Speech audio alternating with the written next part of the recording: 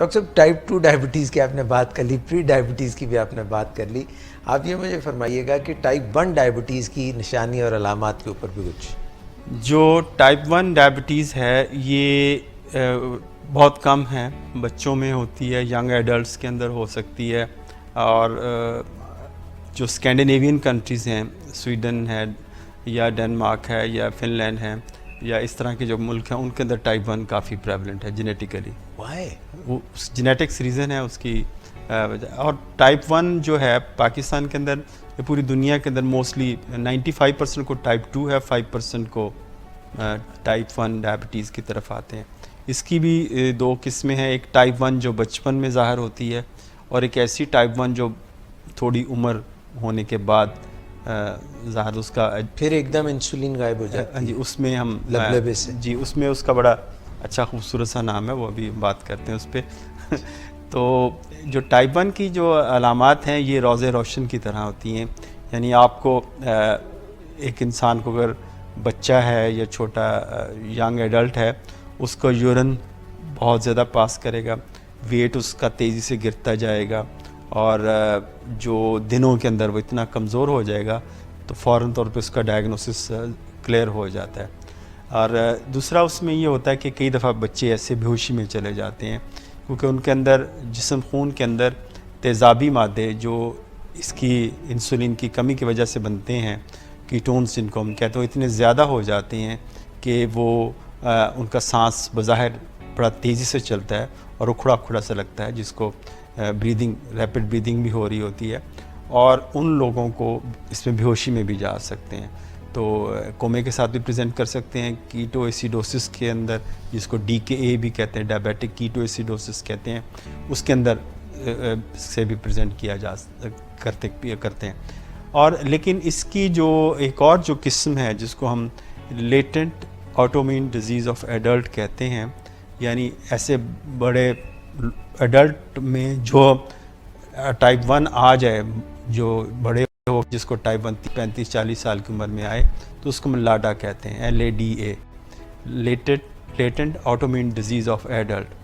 तो ऐसे लोगों को गोलियां असर नहीं करती, उनका जो इंसुलिन पे वो जाते हैं, उनके इंसुलिन लेवल कम होते हैं, तो ऐसे लोगों को इंसुलिन पे शुरू से डाल।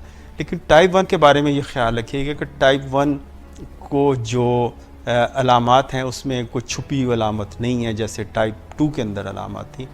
और टाइप 1 के अंदर प्रॉब्लम ये है, अगर बच्चे किसी को डायबिटीज़ है तो एक मरीज़ नहीं है, ये 3 मरीज़ हैं। एक बच्चा, उसकी माँ, उसका बाप, तो 3 पेशेंट हैं जो टाइप 1 के अंदर होते हैं। बिकॉज इन और जो ये कोऑर्डिनेशन, क्योंकि मेंटली तौर पे या जहनी तौर पे मेरे ख्याल उस कर्ब से और उसी तकलीफ़ से उतना ही बच्चा शायद कम गुजर रहा हो जितने उसके जो माँ बाप हैं इस कर्ब से गुजर रहे होते हैं। उसकी बच्चे क्योंकि मैनेजमेंट थोड़ा सा मुश्किल होता है, वो एक बच्चे को 3 से 4 दफ़ा इंजेक्शन लगाते, क्योंकि इसका इलाज इंसुलिन है, आपको पता है जी। और बच्चे को दिन में 3 से 4 दफ़ा टीका लगाना पड़ता है।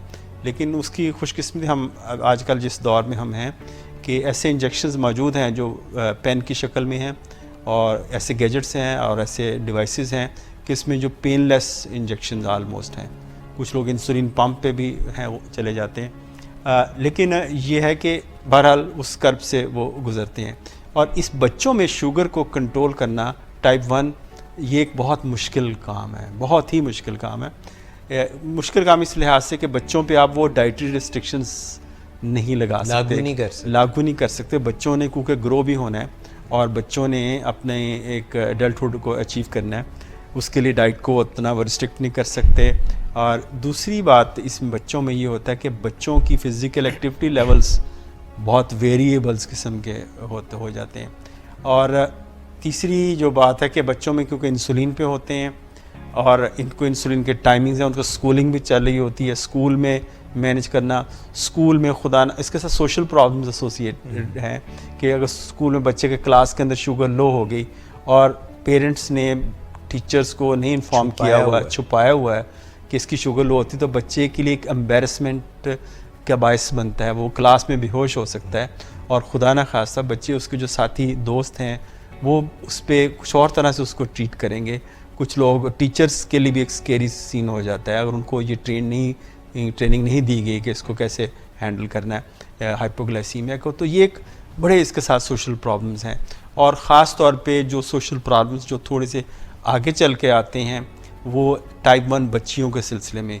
अगर उनकी शादियों के सिलसिले में लोग समझते हैं ये शायद छूत-छात की बीमारी है, इस बच्ची को डायबिटीज़ है जिसकी शादी अक्सर डिले होती है, लोग डरते हैं डिस्क्लोज़ करते हुए, और उन लोगों बच्चियों की शादियों में बड़े इश्यूज़ आते हैं क्योंकि सोसाइटी के अंदर बेसिकली बहुत सारी चीज़ें वो एक टैबूज़ के तौर पे ली जाती हैं कि किसी लड़की को अगर शुगर हो गई है तो ये बहुत बड़ी एक गुनाह की बात है, जिसमें हालांकि उसका कोई कसूर नहीं है, वो एक बीमारी है उसको, और ऐसी बीमारी है जिसको हैंडल किया जा सकता है।